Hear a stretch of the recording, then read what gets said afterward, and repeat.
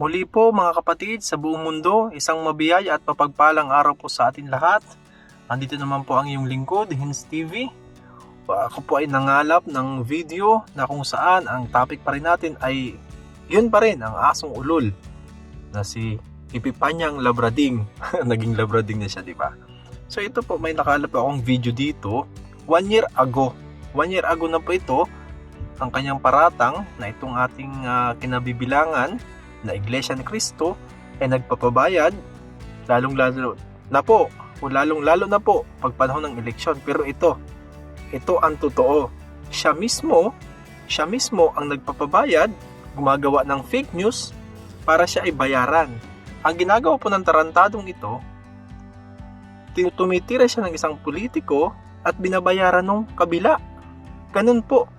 Kaya ito ang kinakatakutan niyang video. Ang ma-reveal ang kanyang video na pinagagawa ng kanyang dating pinoprotektahan na politiko, na yung kanyang dating sinisiraan, na ngayon ay kanyang puprotektahan at pababaguhin daw. Ayan, malamang nagulat ka.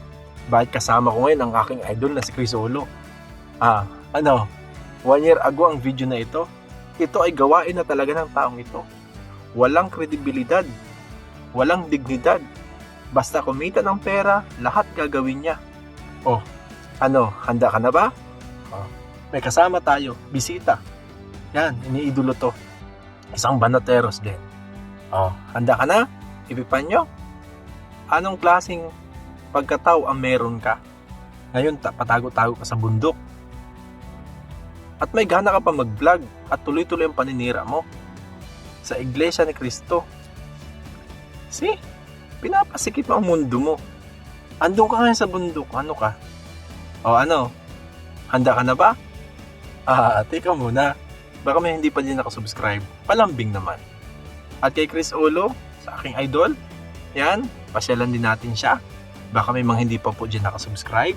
Ilalagay ko na lang po ang link, description na sa baba, para pagkatapos ito, mapuntahan nyo rin siya. Tara, sabay-sabay natin panoorin. Eto mga kababayan Epipanyo Labrador. Wala kang 25,000, itutuloy ko to. So 25,000 po ang hinihingi niya.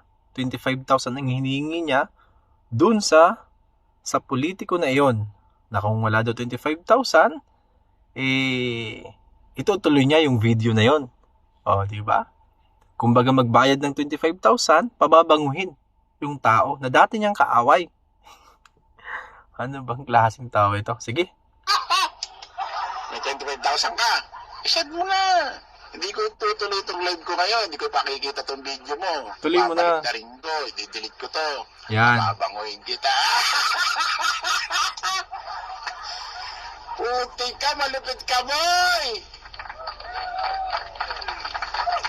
Huli, sabi ritag. May 25,000 ka? Saan mo na? Ito ang tunay na nangingingkil. Didelete ko, pababanguhin kita. Diba? Ang sarap! Woo! Ito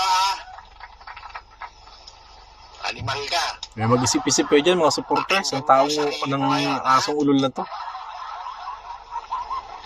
Ito ang istorya nitong video na to. Sige, kwento mo. Tuloy mo. Alam niyo ba yung kumupkop kay Sir Bobong Tanasa na mayor? Yung kumupkop sa kanya at sa kanyang mga anak. Alam niyo ba tinitira pala yan dati ni Epipanyo Labrador? Tinitira ni Epipanyo Labrador. Ngayon nakipag-usap ito si Bobong Tanasan, ito si Sir Bobong Tanasan, sa kanya sa Messenger. Di ba ito si Sir Bobong Tanasan mahilig mag-video? Pati yun dun sa gustong pumatay sa kanya, na humihingi ng, na akala nila, yung kausap nilang si Bobong Tanasan, makikipagtulungan sa kanya para patayin yung Bobong Tanasan. Nakipag-usap ito si Sir Bobong Tanasan, pero hindi nila alam yun na pala yung papatayin nila, yung kausap nila. Di ba binibidyo niya rin? Gag. nung dinakma niya, ini-interview niya yung papatay sa kanya, binidyo niya rin. Eto, nung tinawagan niya, video call, si Epipanyo Labrador, binidyo niya rin yung usapan. Sabi niya, Sira bakit ulo mo talaga, no? tinitira yung mayor, yung may hawak sa kanya, yung nag-aalaga sa kanya, yung kumupkup sa kanya. Alam niyo ba kung ano ang mga inoper ni Epipanyo Labrador kay Bobong Tanasan para burahin ang mga video na pagtira niya dun sa mayor na nag-aalaga na may hawak kumupkup kay Bobong Tanasan? I-delete at pababanguhin daw yung mayor at babalik ta rin. Hindi nasisiraan, pababanguhin na. Panoorin nito. Ngayon mo sabihin, Epipanyo Labrador, na bayaran kami. Paano mo ngayon palulusutan itong video na to? 1 year ago yan guys, ha? 1 year ago.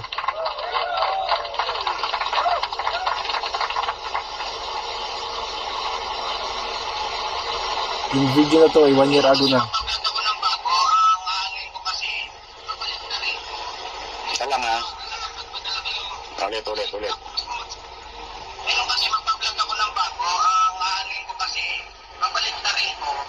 Kung mabawa, nakapagpadala kayo, isip ako mismo magsasabi na mali ang issue. Tuloy natin, ha? Yung request kasi niya na purahin, maliit na yung gawin, kaya lang, yung kasi kami itong programa na ito, hindi ko amin. Programa ito ng buong civilian anti-guide ko.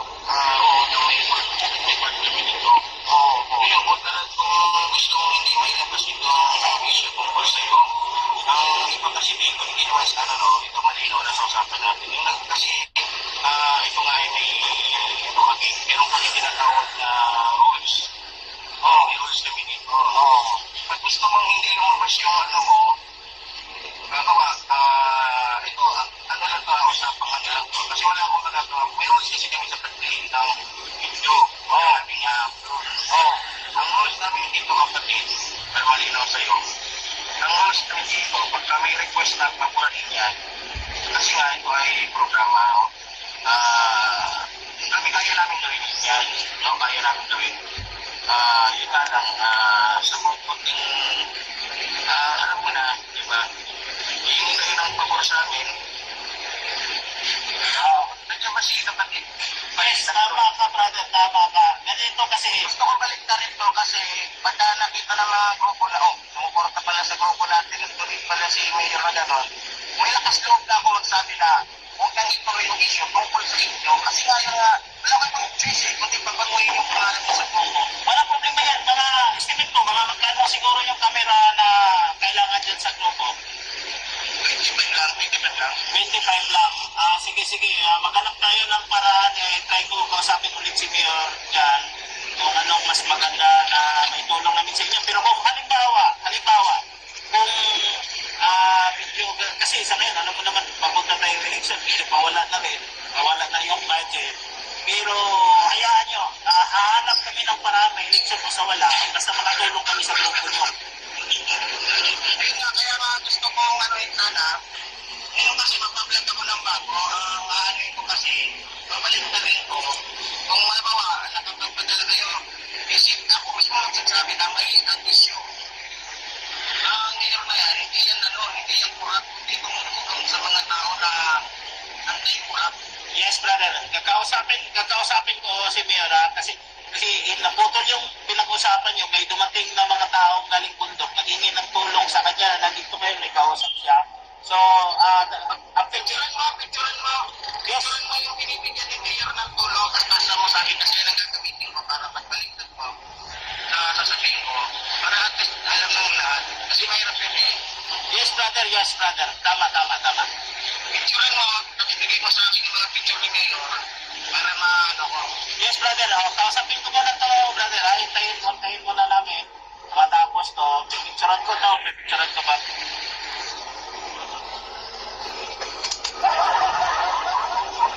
Ang ina, no? Bullshit! Putik, no? What the? Kapal lang mukha ang putik. Sipin nyo, magpapabayag ng 25,000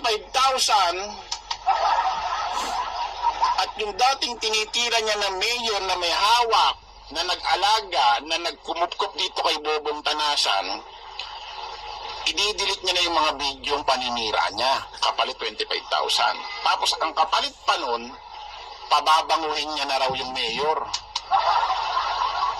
Babalik ta rin niya raw yung issue. Ang sasabihin niya raw sa bago niyang vlog, mali pala ang issue, mali. Hindi pala nangungurap itong mayor na to.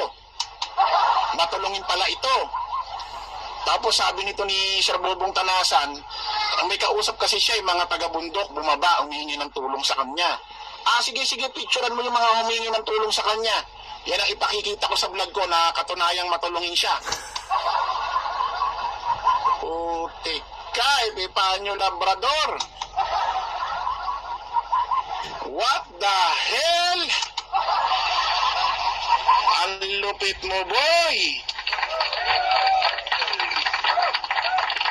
Ano, papabola pa kayo dyan?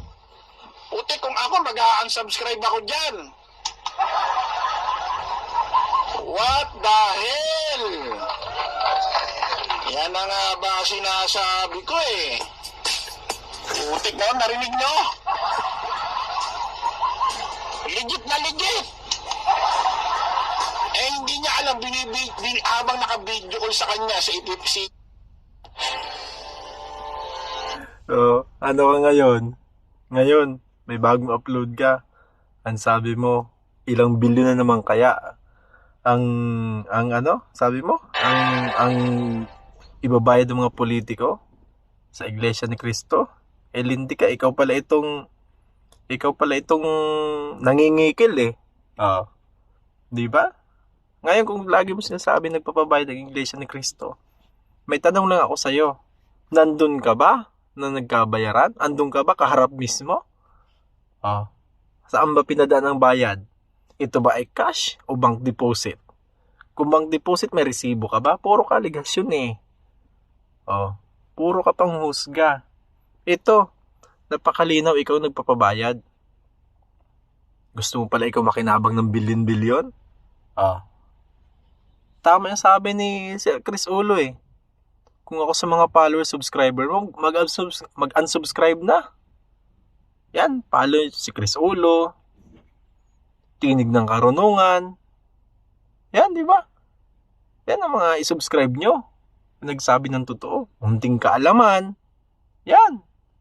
Yung matapang na vlogger na naghahamon sa'yo. Yan. Yan na ba't ang ating isubscribe? Mga legit. Hindi katulad itong Epipanyong Labrading na to. Tibay mo. 1 year ago po ang video na to. At tapos yung mga nasa likod mo, panay push sa'yo.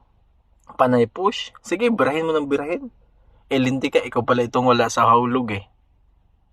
Ano yung bagong vlog mo na kinokonperma mo na hindi ikaw yung palasyo na yon? So sinabi mo mismo na hindi ikaw. Bakit mo kinonperma sa abogado mo? Na bakit naging no bail ang qualified theft? Kinonperma mo pa na ikaw yun.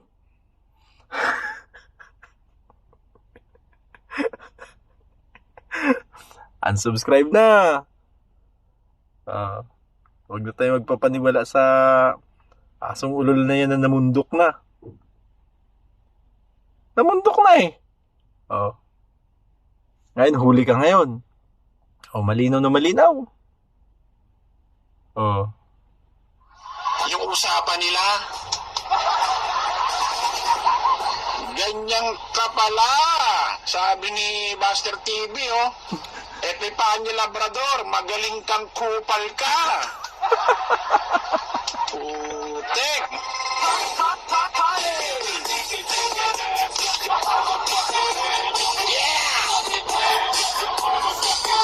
Unsubscribe na. Sige, huwag mo sila subscribe. Labrador, ano masasabi mo? Huwag mo sila yan subscribe, mga subscriber di pa man nyo, para kayo naman gatasan. Ha? Ano masasabi mo? Putok na putok ka dito. 1 year ago yan. Hindi lang kahon na kahon ka rito. Hindi lang box na box. Maletang maleta ka dito. Paano mo palulusutan to? Ha? Paano mo pa? Dinadamay niya pa yung grupo niya. Yun daw ang rules nila. Na kapag may gustong ipadelete na video, eh magbabayad daw ng 25,000. Tapos babalik ka rin yung issue, pababangoy mo yung dating tinitira. Ano ba klaseng tao Galit to? na galit pala ito kay Bobong Tanasan. Oh. Binisto na siya, hindi pa siya sinunod. Hindi pa siya nagkapera. Kaya naman pala. Uli sa bitag. Putik ka. Sunod niyan, mukha mo nalalantad. Hintay-hintay ka lang. Hintay-hintay ka lang. Eh, ang magaling mag-sell dyan, si Bagong Lipunan eh. Sabi ko nga kay Sir Bagong Lipunan. I-search mo nga yung pag... Ipaano mo na ngayon? Unmasking na, pero nahuli na eh. Di ba? Doon mismo sa programa niya, yung pagtanggal niya ng mask eh. Wala na bang pagtataguan nito? Eh, si Bagong Lipunan na, siya yung nagbulgar ng mukha ni mukha ni... Nino ba to? Ni mukhang Barubal. Si Ben Barubal. Kasi search nga. Putik ka ha.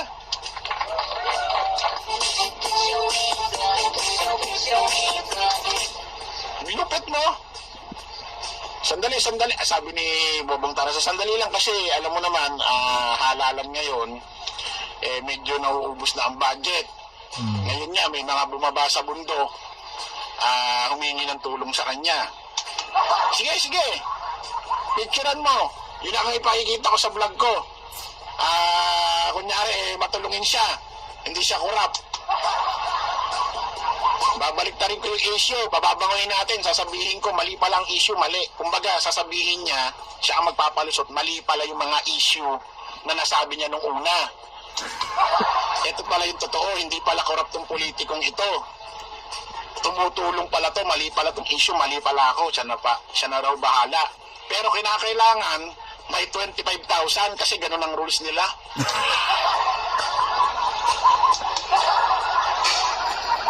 Matindi ka boy, no? Siguro gigil na gigil to ngayon, no? Brado, alam niya, baka nanonood tong hindot na to eh. Gigil na gigil ko, no? Sapakin mo na yung cellphone mo. Bati mo na. Manggigil ka na. Wasakin mo na yan. Siguro sabi ko, ayok ka, Crisolo. Huwag ka mag-alala, boy. Papuputokin namin itong video na to. Ha? Papuputokin namin to. Ha? May kilala pa naman akong malaking subscriber sa Facebook. Putik 100,000, nasa kalahating milyon, pa-upload ko to doon. Putik ka, tapos itong mga ibang kasama kong vlogger. Hintayin mo yung mga live mamaya, tatantarin ka. Checkin mo yung subscriber mo. Baka maging isa na lang. Checkin mo yung subscriber. Ay, nako. Ipipanyang Labradinsi. Di lumuta ngayon. Ikaw pala itong asong maninipsip, mangingikil sa mga politiko. Ngayon, puro kaparatang naman sa Iglesia ni Cristo. Porque malapit na naman ang halalan. Sabihin mo, ilang bilyon na naman kaya ang ibabayad para sila iboto? Maloko ka talaga, no? Ito, ang susunod ko na video na ipapalabas kung paano ginaganap ng Iglesia ni Cristo ang kaisahan. At ito, lilinawin ko kung bakit hindi black, hindi block voting ang ginagawa ng Iglesia ni Cristo, kundi unity voting. Magkaiba po yun. Unity voting po. Sumusunod po kami bilang kaanib sa loob ng Iglesia ni Cristo. Sumusunod po kami sa aming doktrina na sinasampalatanayanan ang tungkol po sa pagboboto. Kaya wag kang parang ikaw yung maraming alam sa loob ng Iglesia.